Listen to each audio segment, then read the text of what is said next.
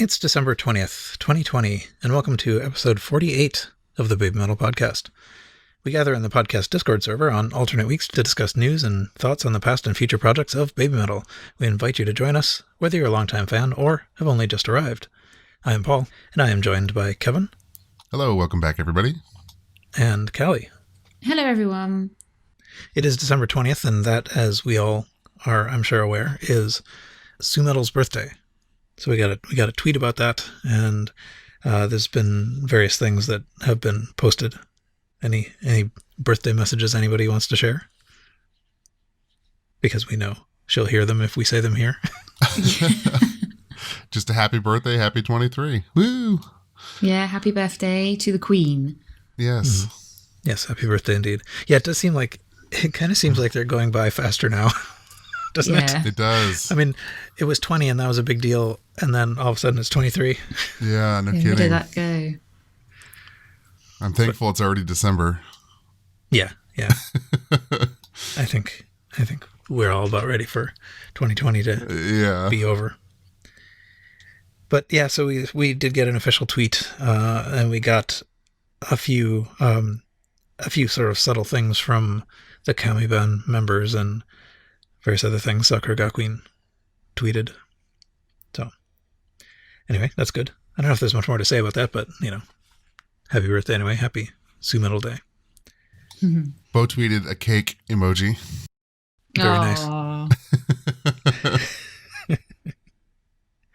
So I guess basically the plan for this episode is there's a bunch of news to kind of like blow through. Most of it has to do with media, I guess, magazines and TV, and there's some other stuff. And then the other thing that happened since the last time we recorded is the Rockmaykan stream. So that's the notional topic of this episode, even though there isn't maybe a whole lot to say about it, but we'll save that for the topic of the episode. Mm-hmm. So I always lose track of what has happened since the last time we recorded. Did we not know even when the Budokan dates were last time we recorded? Correct. Yeah, no, we didn't. Amazing. Okay, well, we got the dates. We got many of the dates. We got 6 of the dates, is that right? Yes. Yeah. So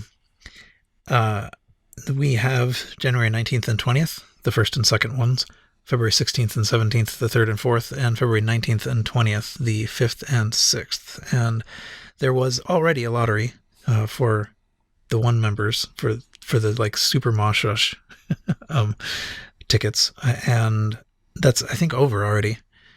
And there's about to be actually I think just now the open lottery has started. Correct. So what do you think? I have thoughts, but what do you think? That's a lot. It's a lot really quickly. I did not expect them to be doing something in an arena as soon as the end of January. No, I didn't either. That's a little crazy to me. It occurs to me that I haven't yet edited together the previous episode, so I wonder if I can remove our failed predictions. But you guys are very far off. Yeah, I am really... January 19th, that is less than a month from now. Yeah. That is really soon. Absolutely wild. Yeah, I'm not sure it's wild necessarily in a good way, to be honest. Yeah. I really hope that it doesn't wind up getting a lot of people sick. But yeah. I mean, well, it is worth mentioning that the website where you can enter the lottery, or if you are somebody living in Japan, has about a page and a half of COVID regulations complying with Japanese government. So these are happening at half capacity. Mm-hmm. They're all seated. There's no mosh pit.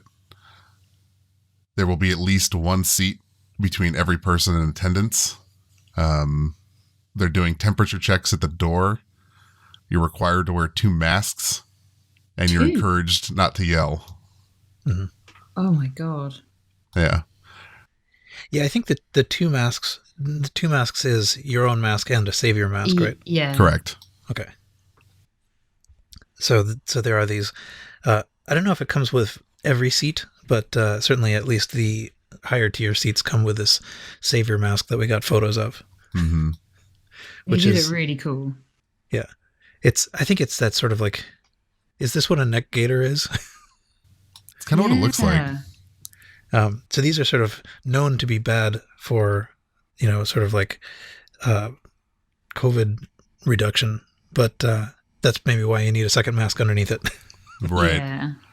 And I mean, so we got interesting photos of them, at least wearing these things.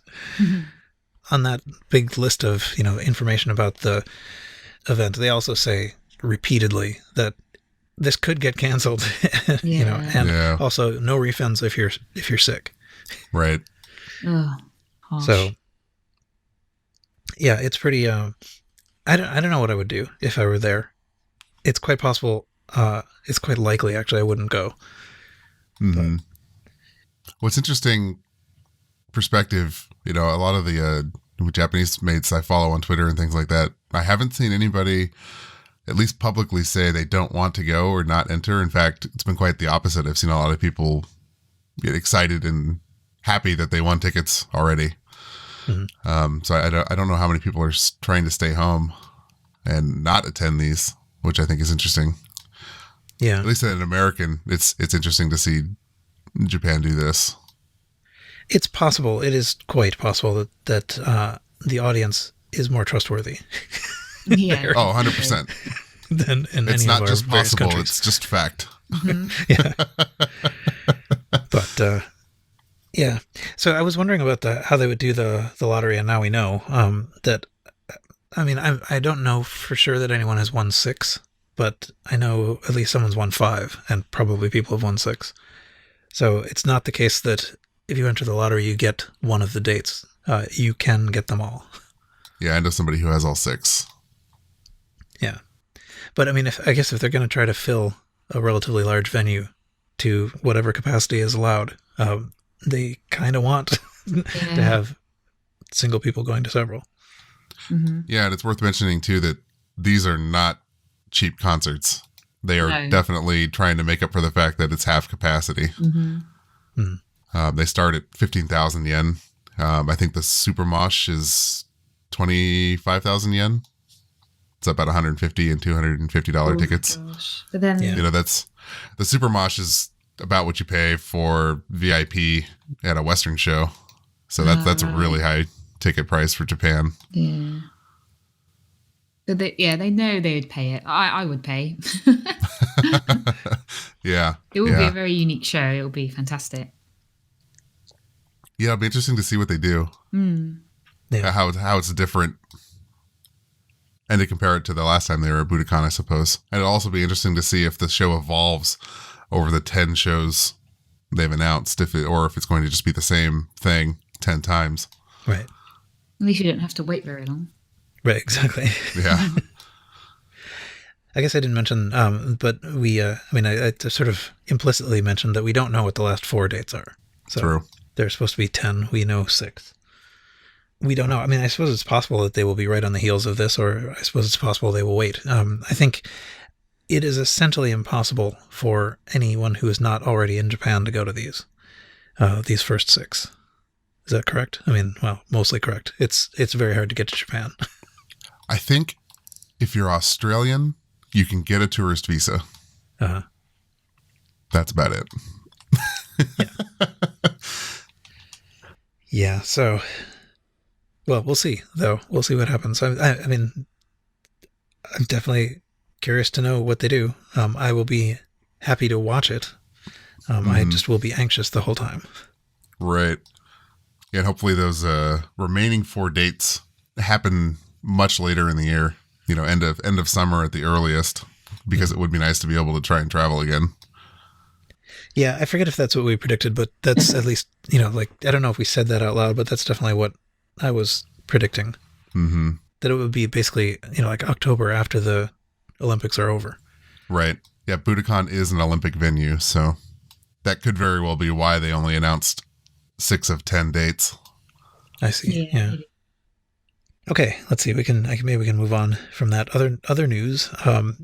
Very, very important news. The 10 Baby Metal Legends Sacred Words thing finished up. you remember this was the thing where if you solved 10 very challenging puzzles, you got presented with a puzzle at the end, which you had to sort of like decode by putting in your answers to the previous questions and then filling in blanks in a kind of like a crossword type grid. And that gives you a phrase or a word, I guess they called it a mystery word, which you could then enter to become a chosen evangelist, one of 10. So all of that stuff I said really sort of overplays the sort of value of this thing. So I don't know how many of us actually went through the exercise. I did, and I got to the end. I mean, basically, if you see the first 2 letters and the last 2 letters, you can tell where this mystery word is going already without doing any of the work. Yeah, I did the first 2, and then it's like, okay, this is silly. I'm just going to wait till the end. I didn't do it either. I did it. I went through it. I figured out where all the little, so in each basically, each of 10 lines, there's a couple of designated spots and a order that you're supposed to use these designated spots. Mm-hmm. And I've already now forgotten what it is. It's like Metal Resistance Episode X, I think, all smashed something together. like that. Yeah. I mean, it's not much of a spoiler because the thing's already over. But Yeah. Well, it'll probably be 2021 before this episode's out anyway. Yeah, right, exactly. But anyway, yeah, so many people are entering for those 10 certificates of chosen evangelist. So we'll see. But it doesn't really feel like, the bar is so low. It's really just like lottery winner is what you are getting a certificate for. Right. So I guess even more unlikely than than becoming a certified evangelist is getting a profit edition. So I think we have talked about this before. So so one of the several editions of the 10 Baby Metal years, best of thing, is the Su Metal version, Moa Metal version, and Koba Metal version, which you cannot buy. And the only way you can get this is to get a card in one of the things that you bought. One of these other editions of the best of, and so you get one of these 3, either a Su Metal card, a Moa Metal card, or a Koba Metal card. And then what you need to do is fill out the 10 blanks with the songs that are going to be on their edition. So each of them picked an edition, and you have to get the songs and the orders right. This is impossible. I think we talked about that before. Somebody did the math. Yeah. When this was all announced, and it was like 1 in a trillion or something like that. Yeah. It's probably sort of like, winning the lottery in between 2, getting struck by lightnings. Yeah. But, and getting in an airplane accident. So, yeah, I mean, back when we learned about this, I was speculating that we can't possibly have no clues. Because even if you knew what the songs are, getting the order right is almost impossible. Mm. Yeah. But anyway, so now we have covers. That's the new thing, is that we now actually have the covers of the 3 editions. And I'm kind of wondering if, so I'm not, I haven't actually investigated this, but I'm wondering if maybe there are clues in the covers, because that's the only thing I can think of that could make this possible. I don't know. Have you guys looked at the covers? I don't know. I've looked at the covers, but I don't see any hidden message or anything like that. And I will say I'm not crazy impressed with the exclusive cover. Which one? All of them. Oh, I think it's kind of lazy. Ooh. Shots fired. Yeah, I mean, really, it's a photo we've had before. You can go get it. Just with the border around it. Just with a lore border around it. A lorder. A lorder, yeah. The The Koba Metal one is actually kind of funny, I think. And I think it's only funny because one of the artists on Twitter did a comic about it. Oh, I I don't think I saw that. Yeah, it was Koba taking his photo and Mo and Sue wondering why he was embarrassed and didn't know what to do. I mean, I guess I was going to say something about this when we started talking about the magazines too, but more than I have ever kind of felt it, it really seems like I'm no longer very enthusiastic about seeing new photo shoots because they are all the same. Yeah. They're all the same. So, I mean, these covers are the same as all those photo shoots, you know? Yeah, and I don't know if it's just because it's what they've decided to put on the website, but it's got like a crappy Instagram filter on it, and it's just not great. It's not great. In my opinion, not great. Well, but it's fine because there's no chance you'll have one anyway. Yeah, true. Yeah, it's just insane. But anyway, so it's not possible to enter this until like the 23rd, because nobody's going to have the cards with which to enter them. Mm-hmm. So, and I think you get an entry card with, I think maybe every pre-order, but at least every one of the special editions. Right. So you could, in principle, have several chances, but you know that might, if you're lucky, that might give you one digit better chance. So, okay. I have a big block of magazine news. Should we talk about that? Well, actually, let's skip to the advertising manager because I think Sure. Confused. Yeah. So BMD Fox started their own Twitter account. This is so weird. So it's basically just in Japanese, you know, so we have to read it through translation. But it's essentially, you know, Kobo Metal as marketing manager. I don't know if it's actually explicitly Kobo Metal, but I mean, like, it's kind of Kobo Metal. I think this is basically, you know, I guess it kind of ties into the BABYMETAL thing, but it's also, you know, essentially there's a little task for you to do. So if you want to win an actual bone, you know, mask, like the procedure is you take a photo of yourself, you take the photo that they tweeted out from this, you superimpose that, you know, it's basically a bone design, you know, over your actual face and put that on your social media somewhere so that they can see it. And you fill out a name badge for PR manager, you know, like, and we actually we have some examples that were filled out by Sue and Moa. So that's kind of interesting. Do you see these? I did see these. Yeah. I saw these this morning, actually, prepping. Yeah, they're pretty funny. So Sue wrote 10 years history, you know, Sue wrote in Japanese, of course, but in translation she wrote 10 years history, metal resistance of baby metal etched onto this one CD, PR staff Sue Metal. It's like, all right. And Moa's was potentially funnier.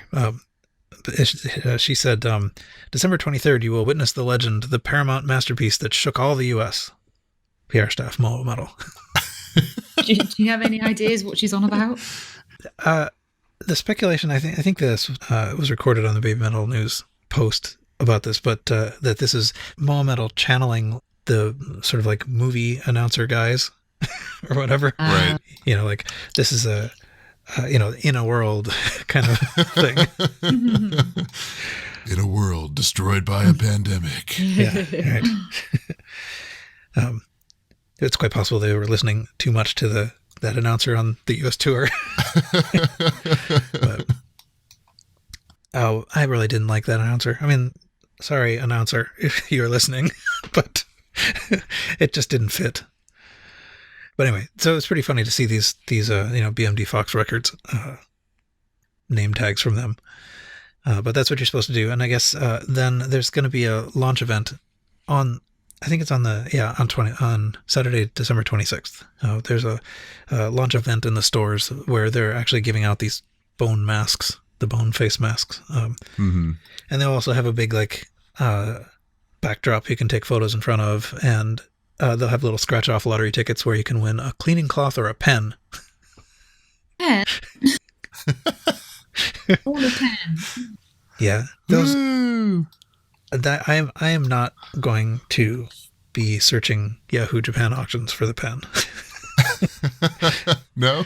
I mean, it's just, I don't know. I mean, like, I think it would be kind of cool to have if I were in Japan, if I were in Japan, I would maybe do this, maybe. But anyway, it's pretty funny, and I think the Twitter account is temporary. Like I think the BMD Fox Records account is supposed to be disappearing at some point. Yeah, perhaps. So, whatever, archive it on archive.org or whatever you need to do. Anyway, very ridiculous, but more things to do. Now, okay, I guess we can do the magazine news. So last time we already, spent a fair amount of time going over all the many magazines that they were in. And then they announced like twice as many as we already knew about. So almost immediately, I think, after we recorded last time, Anon announced that that Baby Metal was in them. And so that was actually released December 16th. And it's already in people's hands. It's already been scanned. And we actually even already have the interview translated. So there's an interview and a small photo shoot. That's Anon 2230. So maybe actually, before we dive into the rest of it, so Funny Toss, or Steven, has been posting a number of the translations of the Katakawa interviews, and actually he's gotten finished with all of that, and that's been done with substantial assistance from Capable Paramedic on the Reddit. But so you can read those, and in fact, actually, if you weren't here when we recorded the Katakawa stuff live, then you can read those first and then hear the extent to which we got it wrong, although I think we mostly got it right. But anyway, Funny Toss has also done a translation of the Anon interview, and there's a couple of funny things in there that might be kind of amusing to mention. But I mean, essentially the thing that's kind of neat about that interview is that they spent a lot of it basically asking Sue to say things about or to Moa, and Moa to say things about or to Sue, which is somewhat unusual. So, right. did you guys have a chance to read it? This is a real like breaking news as we're recording. Yeah, no, I haven't yet. I saw this again this morning as I was just getting ready for this. Yeah. Yeah. Very quick work. I mean, very quick no work. kidding. I mean, it's not Great super, job. super long. It's not Katakawa length, but one thing that got a little bit of attention in here was the expression of the idea that I think Sue was talking about this, that, sort of at the point when Yui Metal announced she was leaving and they had to kind of reconsider things. She was observing that they, sort of started out as being essentially a band that would break stereotypes and surprise people and make people go, what the heck, and that kind of thing. But that they had actually, they'd gotten into a little bit of a rut in a way, that the concept had started, sort of limiting their freedom in a way that, so having a chance to kind of like rethink things and get back to that surprising people idea was something that they had a chance to do at this point of reassessment. I've interpreted in a lot of things there, but that's essentially what I think she was saying. Yeah, I think that's about right. Yeah. And then I guess the magazine did spend a fair amount of time just trying to get them to like reflect on how the other one has changed and to, say things to each other, and at the sort of outset, it's kind of what anyone would necessarily say. I mean, it's sort of like, thank you for being here with me throughout and all this stuff. I mean, Sue was asked about how Moa has grown and said that her skill in dancing has grown.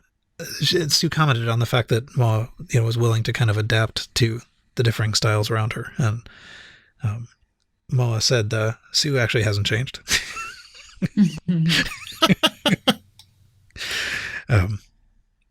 Which is kind of funny. I mean, she took a sort of roundabout way to say that. She sort of said that in a backed way and then went back again. But and there was actually also a fairly amusing moment where Moa says, I just kind of want to take this chance to like, say thanks. And Sue's like, you picked an interview to do this?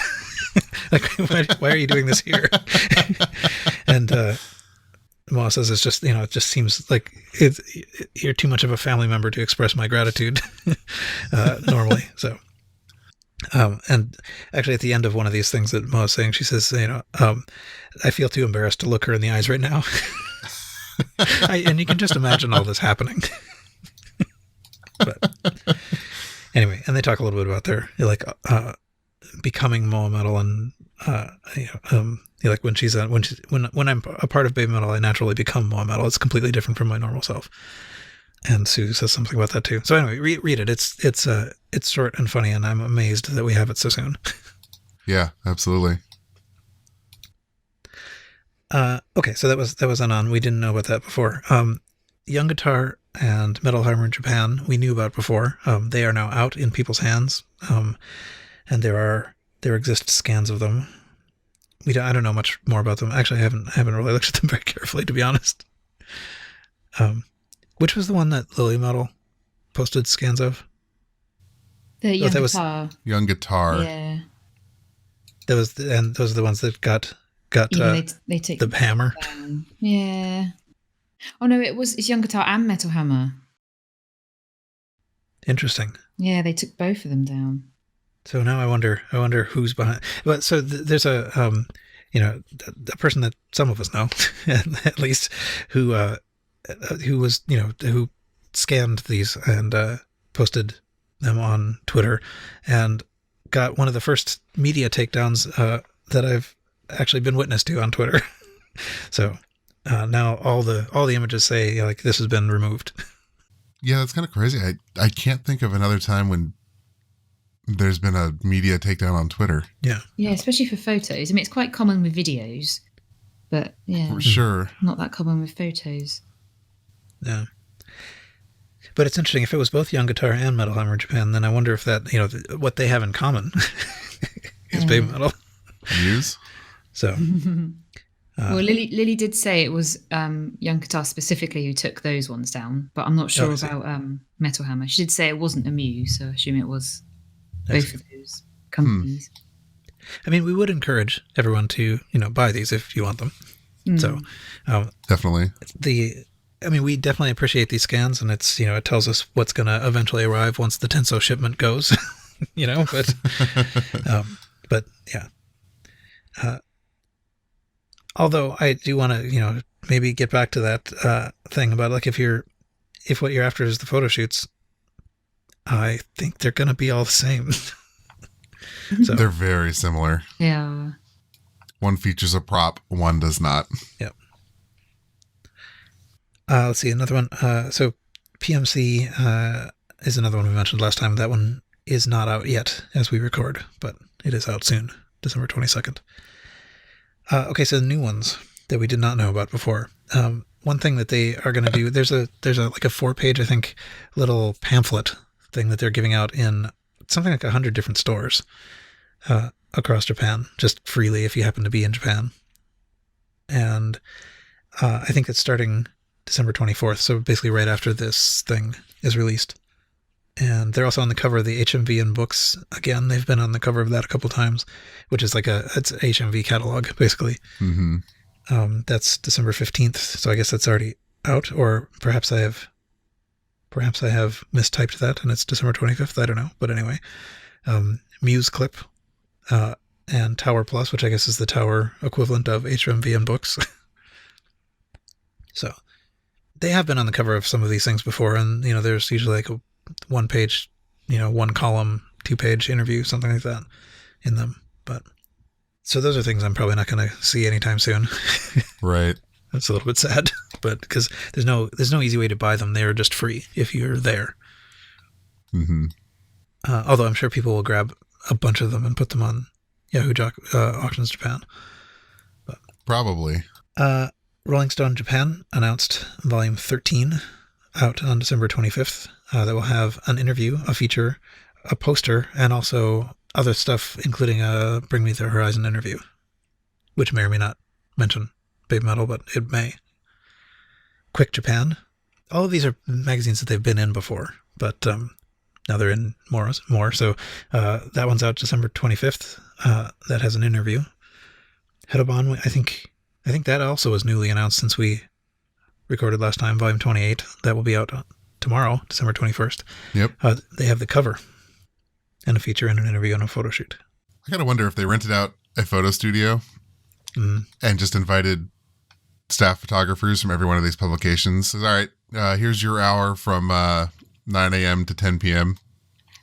Hedobon, you'll be in from 10 to 11. And they just bang these out, and that's why they all look so similar. Yeah.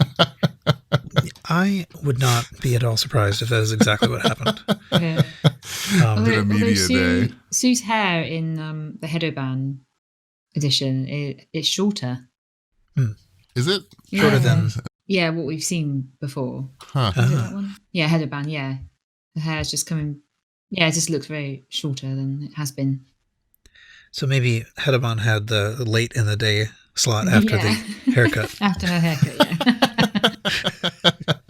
But yeah, I mean, practically speaking, that is very sensible, because they're doing this in character, and because they know all of these magazines are going to be potentially interested, they could well have reached out to them and said, we're available if you want to do this, on whatever it is, October 10th.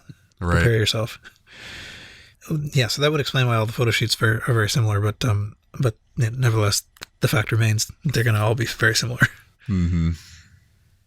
And I think we had, I think Nylon Japan also is a new one since last time, February 2021 issue, but that's out December 28th. They're really, these cover dates have nothing to do with their release dates. But anyway, the February issue, which you can have on December 28th, has something. One thing that's good about the magazines is that at least they are mostly not very expensive. So they're mostly, in the 1,000 to 2,000, and mostly not even 2,000 yen range. Yeah, you're still going to spend $150 if you want them all, and you want them all shipped. Yeah. Yeah, I'm really not looking forward to consolidating my Tenso account. Yeah, I think actually I've been thinking about that. So on the 23rd, I assume a bunch of stuff is going to show up there from Osmart, and yeah, I might just directly ship that and not try to consolidate with all this other stuff, because I think even there's so many things. Anyway, I don't think I had anything else that I particularly wanted to say about the magazines, except there's just lots of them. Any other observations? Bo has a ramen column in Hedobon. In Hedobon, yeah. Regularly. I don't think it... I think that might actually be even in issues that don't feature Baby Metal. I think it is, yeah. It's his 20th time doing it, though. Very cool. Which I think was... He tweeted about that. He was very excited. I think that is pretty excellent. Yeah. I've never actually read anything like a translation of it or anything, but I would be interested at some point. Maybe I'll point my Google Translate at it. Okay, let's see. What else? Other media news. We have some TV news. So I think last time we mentioned... so there's... no, I've already forgotten. What's the name of the New Year's Eve thing? Kohaku? Mm-hmm. That didn't even make it into my notes, because that's, we've known about that for a while, but they're doing the New Year's Eve show. And last time we also mentioned the music station Super Live, which is on December 25th, and we now know they will perform Distortion. They said so. It's in a big block of time, so I think there's a bunch of artists, and we don't know when they are exactly, but it's somewhere between 5 and 11 p.m. on December 25th. Mm-hmm. Since then, they have announced the CDTV Live Christmas Special, which is on December 21st, 4 days before that. Another somewhat large block of time. They're somewhere between 7 and 11. I don't know much about that, actually, but there's a BABYMetalNews.com article about it. This is, if you want to read about it, as I am right now. They'll perform Papaya. So at least it's not exactly the same song. Mm-hmm. Do we know what they're going to perform at Kohaku? No, we do not. I think it's dictated to them. I believe that from what I am told, they are told what to play, basically. Huh. So they don't get to choose, but it's presumably, it's not going to be some obscure thing. I imagine it's the illusion of choice. Right? They probably say, here's what we're willing to do, and then Kohaku will say, do this one. Yeah, quite possibly. And then I guess the other thing is WoW announced that they're doing a special on January 24th, doing the 10th anniversary special. this is interesting to me because it's not really clear what this is. Usually WoW WoW does, what they air is something that is about to be released or just released on Blu-ray. Mm-hmm. I don't know what this is though. I mean, because I don't think this doesn't describe really any of the Blu-rays that come on any of the editions, does it? No. So this might actually be like WoW WoW original. Yeah, I don't think it's anything new, though. I think it's going to be like a clip show of things they've aired on WoW WoW. Yeah, probably. Yeah, no, that's what I'm expecting. But it's interesting that this isn't just like an alternate cut of something that we can get anyway. Mm-hmm. It reminds me a little bit of what they did with the Baby Metal World Tour in Japan before we knew they were going to release it, right? Right. So that WoW did this thing, and then all of a sudden it turned out, oh yeah, and actually also there's the one thing. So maybe that's going to happen too. Mm-hmm. Because that's what I need. It's yet another the one thing to buy. That's kind of interesting, I guess, that we have a number of live performances, even if it's there's, I'm not sure that we're going to see the Kami band in any of them, to be honest. Yeah, no idea. Hadn't thought about it. They have had miming Kami on some of these like shows with many, many different performers, Mm-hmm. which is kind of ridiculous. But and then I guess the last little bullet point in the news section is not exactly Baby Metal related, but it sort of is. Sakura Gakuin put many of their albums available on streaming platforms and on iTunes. Not all, and there's some regional variation, but it does include Message and Friends, I think. It does. So, and not the last one of Moa Nui's either, which is kind of annoying. Anyway, it's probably not a lot of depth we can get out of this news item. All right, so are we ready to move on to... Kevin's like, I want to go back to sleep. I do. Get going. Okay, so we've reached the topic, and the topic is Stay Metal, Stay Rockmaykan. So they played this show that we knew was coming. It was a live-streamed event for the one only, which, has its own little bits of controversy. It was basically supposed to be kind of like a charitable thing too, so that the proceeds of this were going to go to help the venue Rockmaykan and the I think the touring staff and maybe also the staff of Rockmaykan. Mm-hmm. So I mean, like that was part of this, was that it was this is the thing that was supposed to help support the venue, right? And of course, this is the place where they started. Like their first show, the Legend Corset Festival. So, what did you think? Who wants to talk about it? I think we'll let Callie go first. Okay. She live tweeted it, even though she said she wasn't going to. Because I think it was just because the fact that they played Doki Doki Morning just blew my mind, and I had to release some of that energy. And reading everyone else's tweets, and everyone was just going nuts. There was a huge collapse. But I think, I know the set list was short, but I think the fact that they did Doki Doki Morning really made up for it, because that was amazing, because they haven't done that in so long, since Legend S. So it was really nice to see that. Yeah, I was wondering when the last time. So Legend S was the last time that was performed. I was going to look that up. So I don't know the last time that Yui performed it. Can't remember that one. Mm. They started off with Headbanger, which of course, makes sense. Actually, I don't know what they started off in. What was first in Legend Corset Festival? Because I bet Headbanger closed it. Yeah, that they closed that one. I can't remember what the start was. Quickly Googles. Yeah. I'm not sure. But I don't think they weren't many songs anyway. No.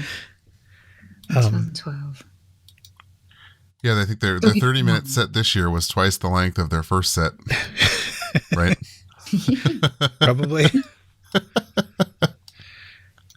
They did some kind of cool like intercutting too, like with old footage. Particularly at the beginning. I mean, particularly with they started off with Headbanger, and they did a fair amount of cutting between them originally on that stage. Yes, that was nice. And yeah. Oh, that stage is small though. Very small. Yes.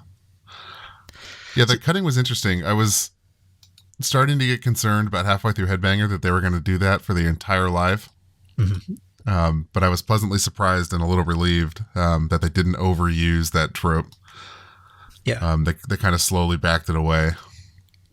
I think they did they kept doing some of the old footage behind them, but Yes. So that was another thing. The stage setup was kind of neat in that. I mean, so it is a little tiny stage, but they set it up kind of like the Headbanger video part. You know, like at least part of the Headbanger video, where they have essentially behind them this like just an array of Marshall stacks. You know, just like piles of guitar amplifiers. But they were sort of quickly revealed to be not actually amplifiers, but actually screens. So it was like a big matrix of screens, which I think was pretty effective. Actually, I kind of liked that. Yeah, I think so too.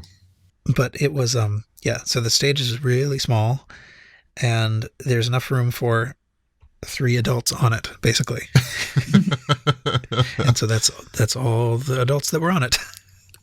Right. Meaning no commie man. Yeah. For a while I was thinking that maybe what they would do would be have the commie band in the audience area. But I think they did not in the end. They certainly, they would have shown them if they were actually there. And so I think they played the backing track. And you know what? I think that was fine. There's just no space to put a production crew in there and the performers. I was joking that the stage it would fit 2 of them in my living room, and I don't live in a big house. Yeah.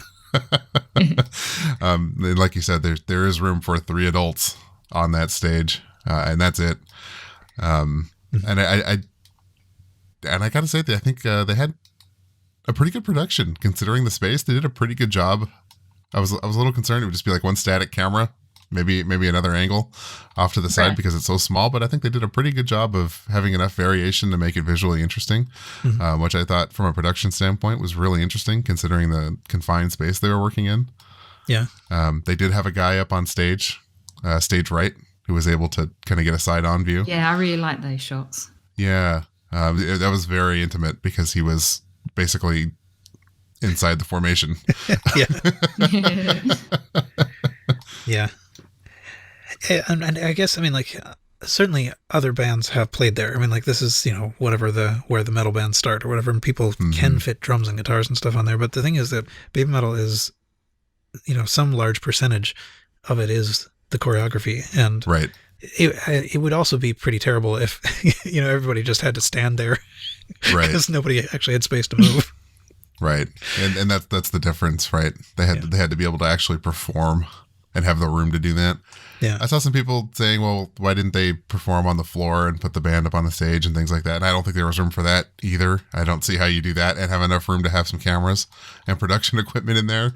Like capacity of this venue is like 25. It's tiny.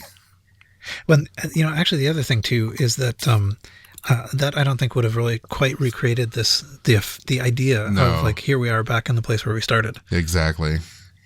So, but it's fine, and it wasn't backing live. It was a live recording. It wasn't like the album recording with a drum mixer. It sounded like a live recording for everything that they were playing against. So, yeah, that was fine for something like this. I still enjoyed it. Yeah, I was going to say that. So that's one thing that is interesting. So if you listen to it, they are not playing against the album. Right. It is very clearly re-recorded from somewhere. Yeah. But, we're about to get a best of that was remixed by somebody, right? And I'm wondering actually if, in fact, what we got was the instrumentals on the best of. That would be interesting. I think that is quite possible. That would be pretty cool. I would enjoy having a version of the albums with that. Yeah. So I'm kind of hoping for that now, and that's hoping for things is always a recipe for disappointment, but sure. That is what I'm hoping for. I think they played only things that are on that album, actually, right? Yes. They didn't play. Let's see. So, yes, they did not play The One, which is on the best album, and they did not play IDZ, which is on the best album. Certainly, they couldn't run. They had a great fake out for The One, though. They played the whole intro to the damn song and then cut into something else. Yeah.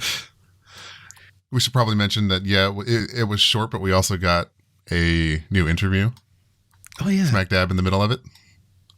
Yeah, that was kind of cool. Yeah, reflecting on their first Rockmaykan performance and where they are now, and it did have English subtitles. Right. So that's true. It was basically, I mean, you could sort of tell, or at least it was intended to be, them reflecting on the performance they just did. Mm-hmm. It was not very well obscured that they recorded this and then put it on the stream, right? This was not live. Correct. Partly, I think that gave them time to make the visually interesting edit. Mm-hmm. So, but another thing that was interesting that came up in discussions over on various Discord channels is that when we watched that interview, and if you go back to when like one of those marketing things for the Chronicle edition of the best of, you can see little bits of that video, the video that's on the Chronicle edition, and it's this one. Almost certainly. I recognized it immediately. So what that means is that this was recorded a long time ago, right? Like October or something. That interview was, and if the interview was after their performance, then their performance was a long time ago. Mm-hmm. So they had a long time to edit, I guess. Yeah. It's interesting. It's, part of me was a little disappointed that I paid so much money to see something that was pretty obviously pre-recorded probably months ago at this point. But the other part of me was just pleased to see something new and to get a interview that already had baked in English subtitles, which was nice. So I'm a little bit conflicted on that. And I became even more conflicted the next night. I stayed up all night again the following night to watch Bandmate do another online live. Yeah. And they did 20 songs, played 2 hours, and it was very obviously live. Yeah. So, that makes me reflect on what BABYMETAL did. And I'm just like, man, I paid about 4 times as much to watch BABYMETAL's, 7 songs? 8, here? I think. 8 songs. And an interview. And an interview. Yeah. Yeah. So that I became kind of conflicted on that. And I'll say I'm starting to feel a little burned out and a little used. They could have done more. Yeah, I agree. And I'm a little disappointed that they didn't. Mm-hmm. Yeah, there's definitely, particularly the juxtaposition of those two sort of streams, that they were watched by a number of the same people. I mean, like there's a lot of people who were interested in both groups. And so that did spark a bit of comparison, it does seem to me like we always knew that was the kind of thing that people can do, right? Right. They can have a stage and stream it, and and people have been doing that for a long time, and it's cool that they did it, and it was nice. But it is kind of just like a different thing, so. And I think the other thing too is that I do get the sense that it actually takes less to kind of like put a Bandmate show together. I mean, it's instruments on a stage. Though the camera work was good. I don't know I don't buy that. I just don't buy that. They didn't do anything new. BABYMETAL, that is. Didn't do anything new. They spent half their quote live time in airing a interview rather than performing. That's all stuff they've done. Yeah. Right? To me, it's not any different than doing at least a full hour, like a U.S. headline show and a small venue headline show. I think for my $70, that would have been a much better value, because then I'm supporting the venue, I'm supporting the tour staff, I'm doing the charity thing by paying the extra for the ticket, or the shirt that comes with the golden ticket, rather. I forgot about the shirt. Right. And at the same time, I feel a little bit more like I'm getting my money's worth. 8 songs and an interview.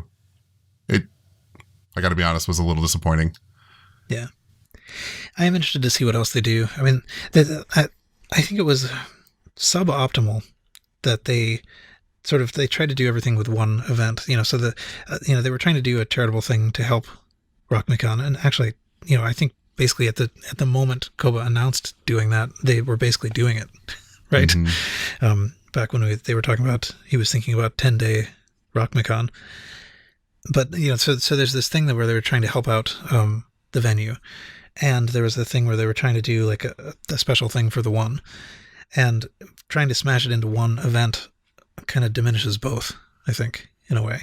Because it might have been good to have the stream just for anyone who's already in the one.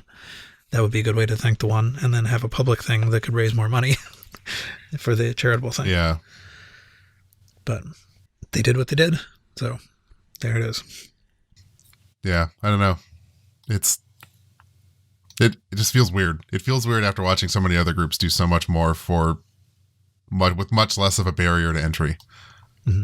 Yeah. And that's, again, not to say that I didn't enjoy it. I still enjoyed it. I don't regret paying for this and watching this by any means, but I do wish they would do more and follow some of the leads of countless other bands and even idol groups that do dancing and all that kind of same stuff at maybe not at the same level as BABYMETAL, but at least the same physical exertion with the same amount of effort, are able to do a lot more for a lot less. Well, yeah, I think so. That's the thing that I think we would have loved this if it were free, right? I mean, like this, like totally. if we didn't, we have the same, like the joy of it is like there's this little bit of like this little poking, nagging, like discontent part about it that it was actually very expensive, but I mean, like content wise, it's great. And like, and I think years from now when we look back on it and forget what we spent, we will like it, right? Yeah, maybe. Anyway, yeah. Oh, and we didn't actually mention also that Momoko was the Avenger. She was, yes. And you got to see her a bit. I mean, like, the camera wasn't completely allergic to her. No.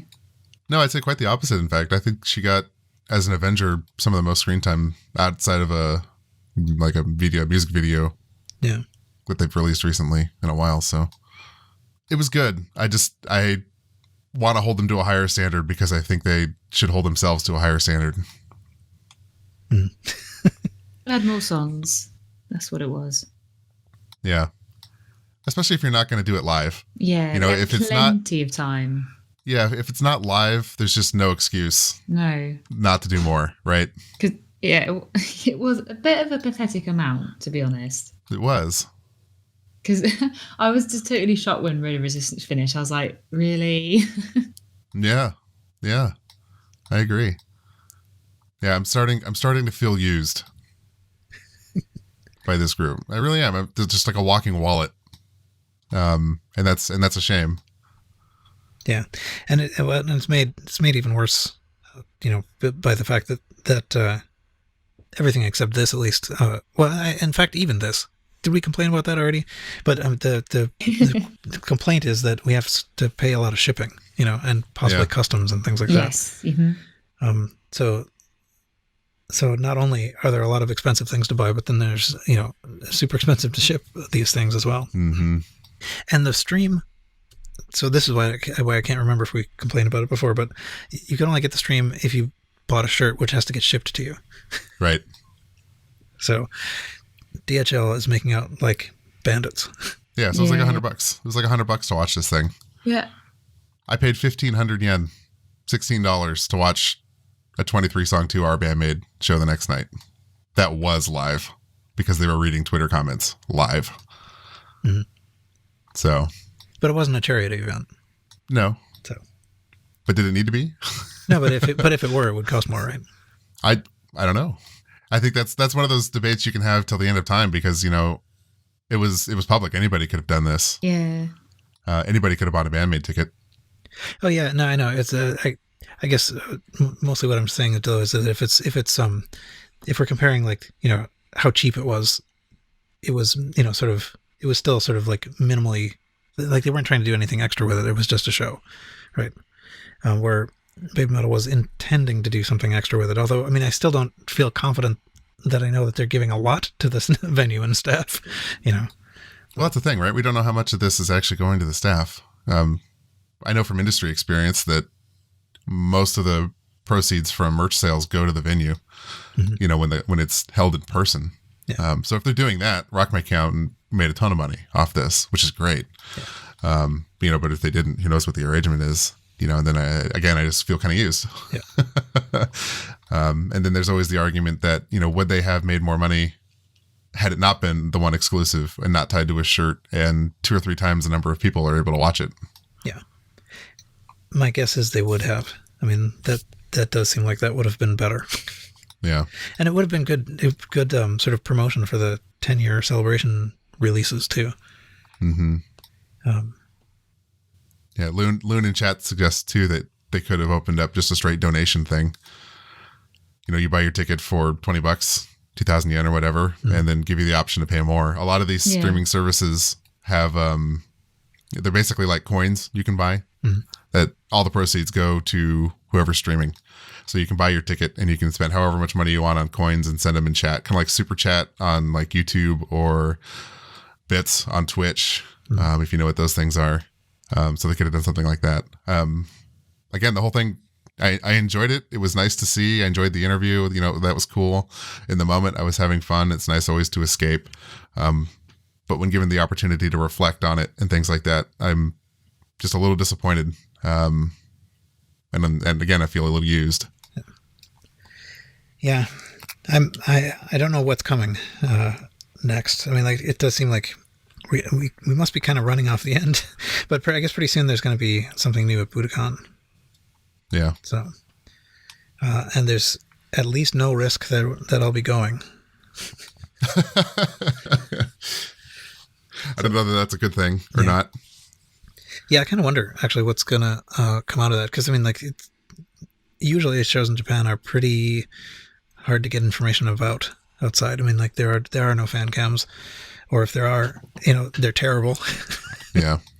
Well, and the Japanese are generally pretty good at following the rules. Yeah. So when they ask you not to film and do things like that, they don't. And if you're a Westerner or a foreigner and you do that, you can feel the ire of people around you. Like, what are you doing?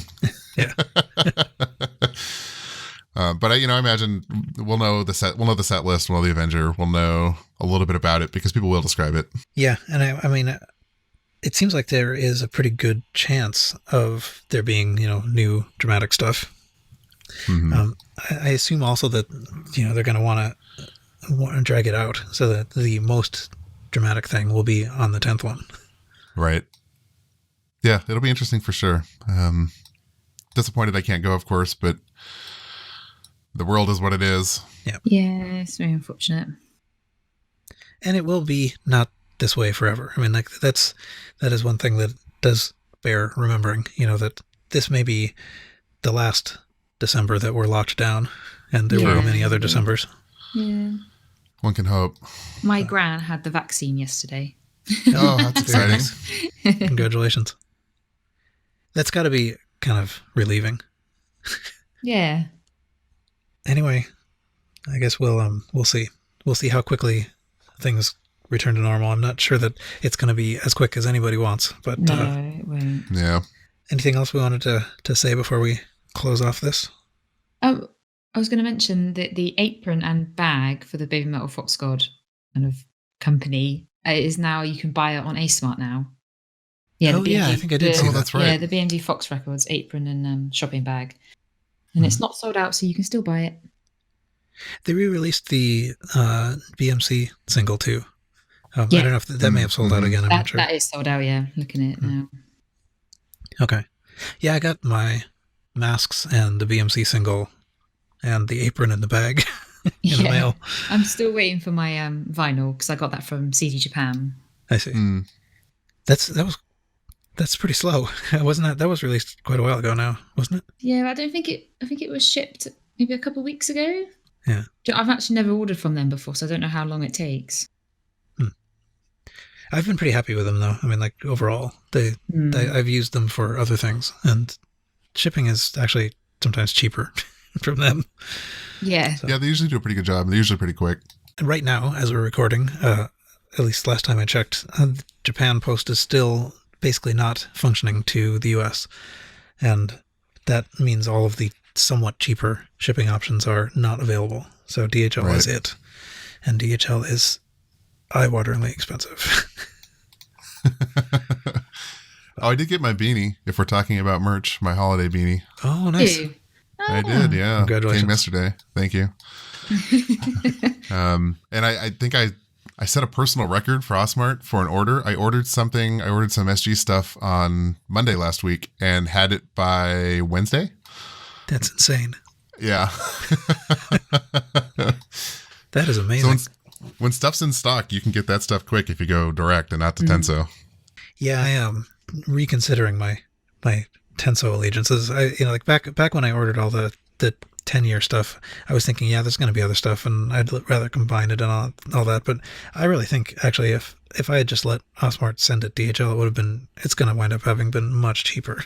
Yeah. Which is totally the opposite reason why I would, I use Tenso because I'm thinking it's going to be a cheaper alternative, but I think it isn't in this case.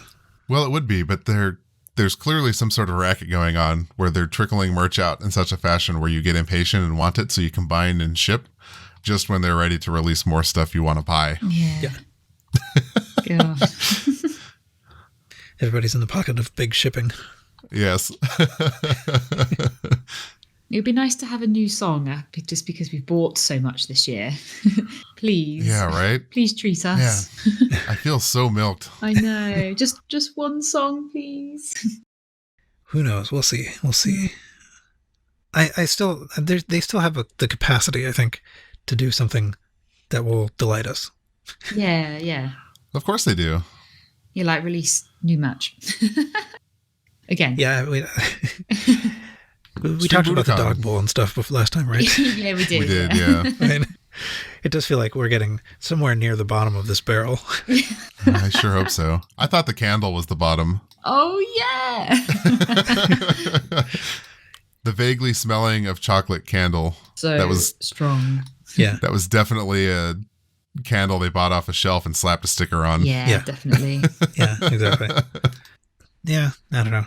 I still want the Galaxy Arc light, though. I still haven't gotten You really? I think that's one of the cooler ones they have Jeez. produced, but Right. that and the little Rubik's pyramid. I think that's Maybe maybe this is an episode idea topic. Is going through merch. Yeah. Stuff that's out there. Yeah, it's possible. I mean, it's quite possible that there are things that have passed one or more of us by and one or more of the people listening by. Yeah. I have many things, but I do not have an exhaustive set. And and some of that stuff is just ridiculous. Like the suitcase. What's up with the suitcase? Oh, The so little cool. rolling. That thing, Bluetooth I gotta thing. say, is kind of cool. It I know somebody is. who has one. We were in line, we were blasting music on it, rolling up and down the sidewalk. And it entertained us in line for a couple hours. So. Yeah. Well, okay. So perhaps I should mock it less. Oh, it's still ridiculous. I would never buy it, but it was amusing. Yeah. To see one in the wild. Yeah. And it's quite possible, like one of 15 that exist in the wild as well. It's possible. Because they were super expensive. Anyway, Yeah. this is for, whatever it is, episode something in the future. Yeah. Something in the Some future. higher number than this. Yeah, maybe we could do that. Anything else? No, I don't think so. All right. Yeah, I think we were pretty efficient. And it's still, I've still been recording for over an hour. But Yeah. Over an hour. You'll edit it down to, like an hour and 5 maybe? yeah. Yeah, and as we're recording this, of course, even the previous one hasn't hit the feed yet. So, oh well.